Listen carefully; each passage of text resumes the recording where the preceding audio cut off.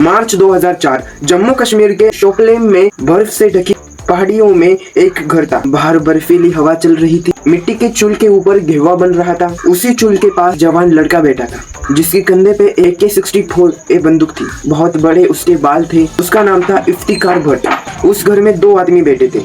ये 2 इंसान कोई मामूली इंसान नहीं थे। आतंकी में इन दोनों का नाम बहुत ऊपर था। साउथ कश्मीर में आतंकी का सबसे बड़ा नाम दोनों बन चुके थे। जहादर के 2 खूंखार कमांडो थे, अब्बू तुरारा और अब्बू सब्जार। ये दोनों भी बहुत धीरे तरीके से बात कर रहे थे। इन दोनों की नजर बार बार इफ्तिकार भट्ट के ऊपर जा रही थी। इससे 2 हफ्ते पहले ही इफ्तिकार इन दोनों के पास मदद मांगने के लिए आ गया था। इफ्तिकार ने इन दोनों को कह दिया था कि मेरे बड़े भाई को इंडियन आर्मी ने एनकाउंटर में मारा है। वो कहता है मैं मेरे बड़े भाई का बदला लेना चाहता हूँ, भारतीय सेना से मैं बदला लेना चाहता हूँ, ये इफ्तिकार कहता है। उसके बाद इफ्तिकार अपनी प्लानिंग बता देता है उन दोनों को। ये दोनों कमांडो पहली नजर में ही प्रभावित हो चुके थे। इफ्तिकार के पास सटीक प्लानिंग थी और पूरी इंफॉर्मेशन थी इंडियन आर्मी की। इफ्तिकार घेवा लेके जाता है उन दोनों कमांडो के पास और वो घेवा देता है।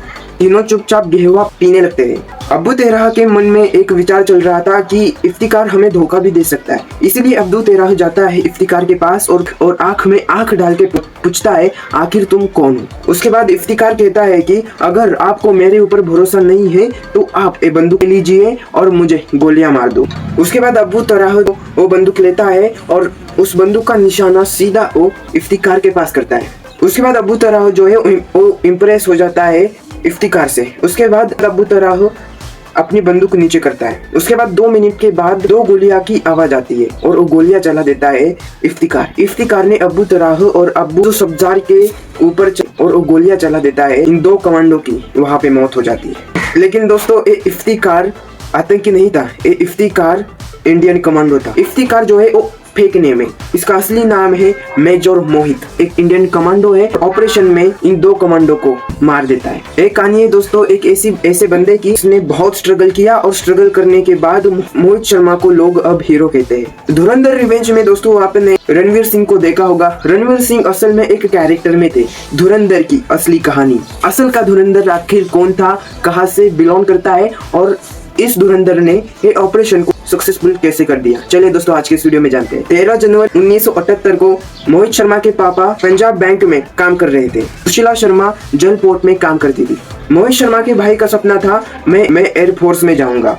वही दूसरी तरफ मोहित शर्मा के पिता का सपना था कि मेरे बेटे इंजीनियर बने। मोहित शर्मा का ड्रीम था मैं आर्मी में जाऊं, मैं अपने देश के लिए सेवा कर दूं। मोहित शर्मा पढ़ाई में अच्छे थे। 12th पास करने के बाद मोहित शर्मा का ये मन था कि मैं आर्मी की पढ़ाई कर दूं और मैं आर्मी में भर्ती हो जाऊं। लेकिन फैमिली के दबाव की वजह से मोहित शर्मा महाराष्ट्र के इंजीनियरिंग कॉलेज में एडमिशन लेता है। हॉस्टल में मोहित शर्मा जब रूम में बैठते थे तो मोहित शर्मा एक ही विचार करते थे कि मैं मिलिट्री ऑफिसर बनूंगा। एक हौसला मोहित शर्मा रखते थे। मोहित शर्मा इंजीनियरिंग पढ़ाई के साथ साथ NDA की भी पढ़ाई कर रहे होते। पुशअप्स मारते थे, रनिंग करते थे। मोहित उसके बाद NDA की एग्जाम देता है। कई दिनों के बाद NDA का रिजल्ट जाता है मोहित के घर हरियाणा में, लेकिन मोहित तो महाराष्ट्र में था। NDA का रिजल्ट हरियाणा में मोहित के फैमिली के पास जाता है। मोहित की फैमिली वो रिजल्ट छुपा लेती है क्योंकि पिता को लग रहा होता है कि ये रिजल्ट अगर दिखा लिया तो मेरा बेटा फौज में जाएगा। लेकिन मोहित के पिता यही चाहते थे कि मेरा बेटा इंजीनियर बने। बहुत दिन हो गए रिजल्ट नहीं आया होता, इसलिए मोहित सोचने लगता है कि अब तक रिजल्ट क्यों नहीं आया। इसी टेंशन में मोहित कॉल करता है सीधा UPSC एग्जामिनेशन में और वहाँ पे मोहित अपना रोल नंबर बता देता है और उसके बाद मोहित को पता चलता है कि मैं NDA के एग्जाम में पास हो चुका हूँ। मोहित काफी ज्यादा खुश था और वही मोहित को बता दिया जाता है कि आप इंटरव्यू के लिए आ जाओ। उसके बाद मोहित इंटरव्यू के लिए जाते हैं। उसके बाद मोहित जब घर आते हैं तो मोहित के माता पिता कहते हैं कि तुम इंजीनियर बनो, लेकिन मोहित कहता है मैं एक तो मिलिट्री में जाऊंगा, नहीं तो मैं कुछ भी नहीं बनूंगा। बेटे के जुनून के आगे उसके माता पिता को भी झुकना पड़ा। मोहित इंटरव्यू में भी पास आउट कर जाता है और उसके बाद मेडिकल टेस्टिंग आती है। मेडिकल टेस्टिंग में मोहित का 4 किलो वजन कम पड़ रहा था। मोहित की लाइफ में यही से माँ का सबसे बड़ा योगदान शुरू हो गया। मोहित की माँ मोहित को प्रोटीन देती है और हर समय में मोहित की माँ उसको खाना खिला देती है।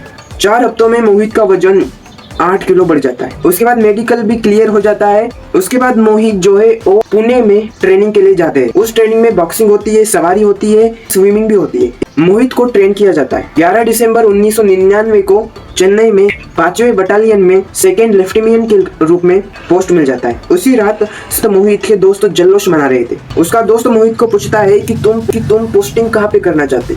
मोहित सीधा जवाब देता है, जहाँ पे लड़ाई चल रही है उसी जगह पे मैं जाना चाहता हूँ। 2000 में मोहित की पोस्टिंग जम्मू कश्मीर में होती है। वहाँ पे जो कमांडो थे वो प्रोप्सा के ऑपरेशन में थे। वहाँ पे ही मोहित ठान लेता है कि मैं भी इस ऑपरेशन का हिस्सा बनूंगा। वहाँ के ऑफिसर्स ने साल 2002 में मोहित को एक अवार्ड दिया। जून 2003 में पैराफॉर्म का जो जुनून था मोहित के पास वो नेक्स्ट लेवल का था। पैराफॉर्म ऑपरेशन के लिए मोहित का जुनून बहुत था। उनका जुनून देखते हुए साल 2003 में वहाँ के ऑफिसर्स ने ऑपरेशन पैराफॉर्म के लिए मोहित को कैप्टन चुना जाता है। आतंकी थे अबू तेराह और पाकिस्तान का नेटवर्क इंडिया में टेरर अटैक करना चाहता था। हमारे गवर्नमेंट ने एक प्लानिंग बना दी थी। पैराफॉर्म ऑपरेशन में सबसे पहले एक ऐसे बंदे को चुनेंगे जो बंदा अब्दुल तेराह के पास जाए, जुल मिलकर रहे और उसके बाद अब्दुल तेराह को मार दे। एक सिंपल सी प्लानिंग थी हमारी इंडियन गवर्नमेंट की और इसके लिए चुना जाता है कैप्टन मोहित शर्मा को। इस ऑपरेशन में मोहित को नाम दिया जाता है इफ्तिकार। इस ऑपरेशन के लिए मोहित शर्मा ने उर्दू सीखी, अपने बाल बढ़ाए क्योंकि आतंकी दिखना चाहिए ना भाई। उसके बाद मोहित शर्मा अपने इफ्तिकार के कैरेक्टर में मोहित जाता है अब्दुल तेराह के पास। अब्दुल तेराह के पास जाने के बाद मोहित ने एक फेक स्टोरी बता दी कि मेरे भाई को इंडियन आर्मी ने एक एनकाउंटर में मारा है और मैं उसका बदला इंडियन आर्मी से लेना चाहता हूँ। जुल मिलकर रहने लगता है और तभी मोहित गोलियां मारता है अब्दुल तेराह को। उसके बाद ऑपरेशन इंडिया का सक्सेसफुल हो जाता है। उसके बाद ये ऑपरेशन कंप्लीट करने के बाद मोहित की पोस्टिंग दूसरी जगह पे हो जाती है। उसके बाद 2009 में मोहित को एक बार फिर कॉल आ जाता है कि आप यहाँ पे जम्मू कश्मीर में फिर आ जाओ क्योंकि यहाँ पे हम एक नया ऑपरेशन को स्टार्ट करने वाले हैं। और उसके बाद इस ऑपरेशन की प्लानिंग हो रही थी, तभी मोहित को एक कॉल आता है और उस कॉल में ये बताया जाता है कि पाकिस्तानी आतंकी येलो सी पार कर चुके हैं। उसके बाद मोहित शर्मा और उनकी फौज उन आतंकियों को मारने के लिए जाते हैं। उसके बाद हमारी इंडियन आर्मी आतंकियों को ढूंढने लगती है।